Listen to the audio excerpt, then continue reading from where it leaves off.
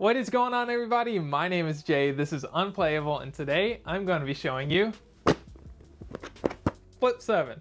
I had to flip the box because the name of the game is Flip 7. Anyway, Flip 7 is a game from the op and designer Erik Olsen. It is dubbed the greatest card game of all time. Is that true? Well, I'm gonna tell you. But this is just a simple little push your luck card game that is from the op, and this is a review copy courtesy of the op, so keep that in mind while you watch this review. So anyway, let's check and see if this little dubbing is correct.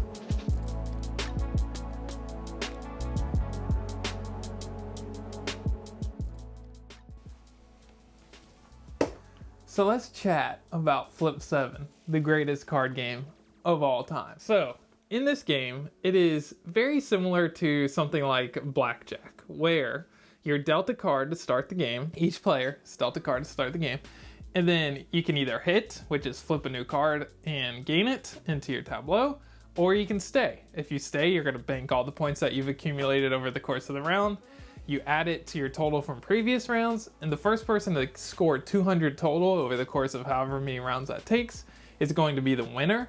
Or if multiple players pass 200, whoever has the most points after that round is going to be the one that wins. So when you flip a card, you add it to your tableau. If it's a number card, you put it with the rest of your number cards. If it's an event, you immediately resolve it. But for the number cards, if you flip a unique number that you haven't gained already, then you're good. If you flip a card that you've already got, so say you have a 10 and you flip another 10, you bust and you score absolutely nothing for that round. So you kind of had to push your luck, hedge your bets as to whether you think you're gonna flip the same number or not. Now there's 12 12s in the deck, 11 11s, 10 10s, so on, all the way down to 1 1, 2 2, 3 3, 4 4. And there's 1 0, and then there's events. So what do the events do?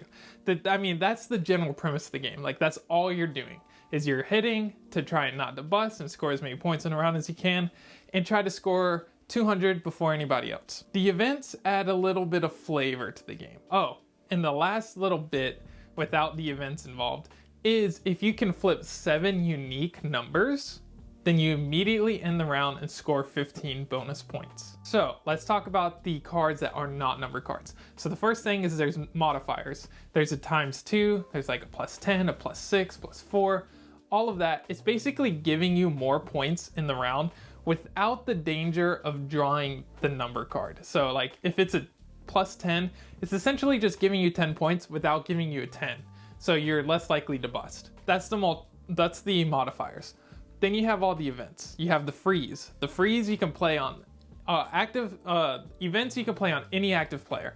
The freeze locks someone out of the round. They're done. They're banking their points. You can play it on yourself, or you can play it on any other player that hasn't passed already. So you can cause someone to not be able to flip 7, or you can cause someone to end immediately. Like they got one card and it's a 1, and then you immediately played the freeze on them, and now they're scoring 1 point for the round. Stuff like that. So there's the freeze, there's the flip 3. You can play this on yourself or any other active player, just like all the other events, and you force that person to have to flip 3 cards. So early in the round, you might play it on yourself because you're like, okay, I'll just grab a few cards. Or later in the round, you might play it on someone else to try and force them to bust. So it's a very funny kind of take that element to the game. The last one is the second chance. A second chance, you are almost always going to play on yourself. You can't have more than 1 second chance. So if you have one and then you draw another one, you have to give it to somebody else.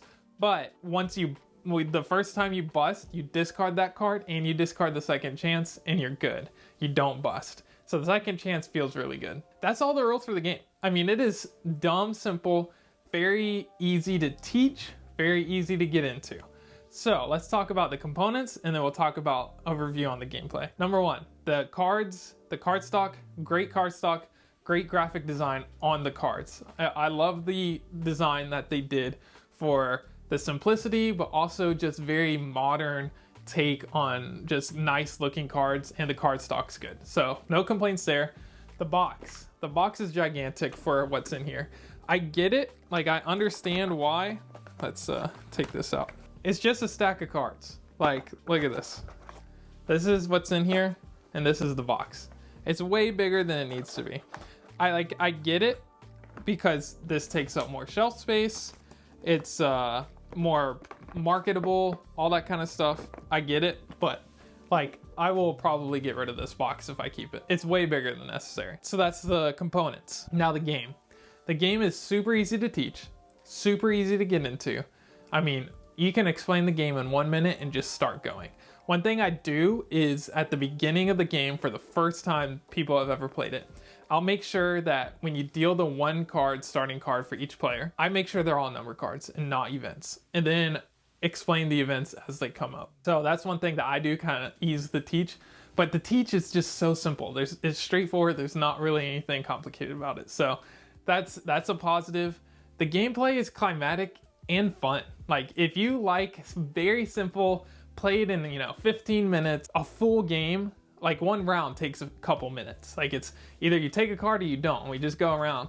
I mean, it does not take very long to play a single round. And getting to 200, it's like 15, maybe 20 minutes. And like my wife loves playing these kinds of games like Rummy or whatever, Sea Salt and Paper, where you're getting points per round and then you're trying to get to a total. That kind of stuff is fun because it's just very breezy. You can talk, chat, have coffee, and play and talk and whatever, this easy breezy game.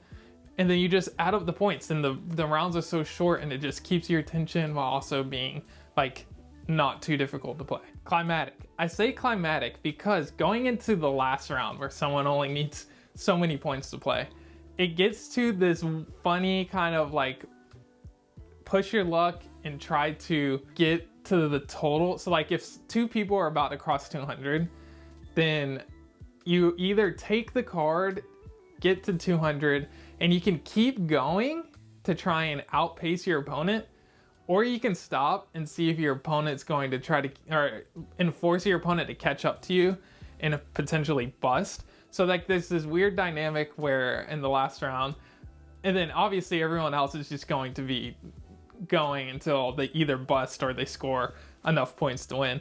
But the two players are in the lead, or kind of like, or two or three players are in the lead, or kind of like trying to push their luck without pushing it too far.